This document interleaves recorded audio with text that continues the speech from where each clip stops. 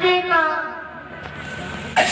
भगवान किसी भी नारी को दिखलाए ना यह दिन सारे का सारे दुखों से बढ़कर है दुनिया में दुख रड़ाते का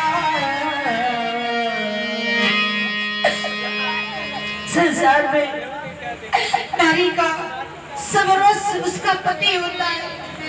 यदि पति ही नहीं रहा तो मेरा जीवन ही अधूरा है। दासी मेरा जीवन ही अधूरा है। आज से मैं तुम्हें आजाद करती हूँ दासी। तुम यहाँ के देख रेख करना और मैं अपने ससुर जी के पास जा रही हूँ और उनसे आशीर्वाद लेकर रामा दिल जाऊंगी और अपने पति का शीश लेकर मैं सती हो जाऊंगी। दासी सती सोचना के दुख की कैसी बदली छाई निजहा भीग आई दुनिया में ऐसा कहाँ सबका नसीब है। दुनिया में ऐसा कहाँ सबका नसीब है। कोई कोई अपने दुनिया में ऐसा कहाँ सबका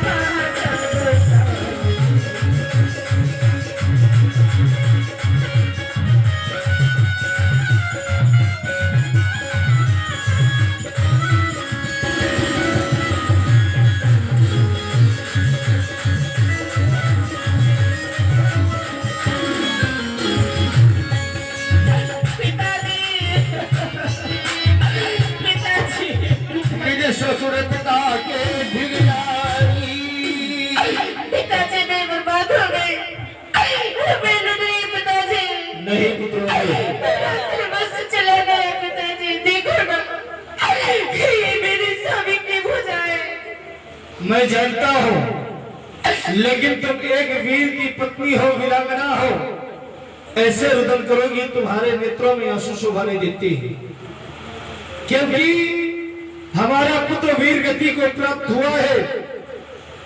हमें तो प्रसन्नता है वीर की भांति उसने अपने प्राण गंवाए हैं वीर गति को गया है और तुम रो रही हो ये शोभा नहीं देता है। मानता हूं आज तुम उससे अलग हुई हो तो तुम्हें कष्ट हो रहा है मुझे भी कष्ट है लेकिन मुझे गर्व भी है कि हमारा पुत्र वीर गति को प्राप्त हुआ है। क्या कहना चाहती हूँ शिकायत कर दो ध्यान ना कर पिताजी मैं अपने पास आज्ञा लेने आई हूँ। मैं रामानगर जाना चाहती हूँ अपने पति का शीश लेने के लिए। सुलोचना तुम शीश की बात करती हो एक शीश के लिए मैं एक नहीं उस रामादल में जाकर के लाखों शीश काट करके तुम्हारे कदमों में डाल दूंगा लेकिन मैं हाथ नहीं फैला सकता हूँ क्योंकि हमारा दायित्व है ये लंका का लाल अपनी राय नहीं बदलता है क्योंकि ये सूरज पूरब छोड़ पश्चिम से हो नहीं सकता। लंका का लाल बात कह के कहीं पड़ नहीं सकता है। मैंने जो भटकी है उसे कभी त्याग नहीं सकता हूँ क्योंकि मुझे सर कटाना मंजूर है लेकिन सर झुकाना मंजूर नहीं है। जो तुम्हारी इच्छा हो सो तुम करो मैं तुम्हें लाखों से ला करके दे दूंगा। नहीं पिताजी आप क्या कह रहे हैं। श्री महाराज यह बेटी तो केवल आशीष चाहती है लाखों शीशों का क्या होगा।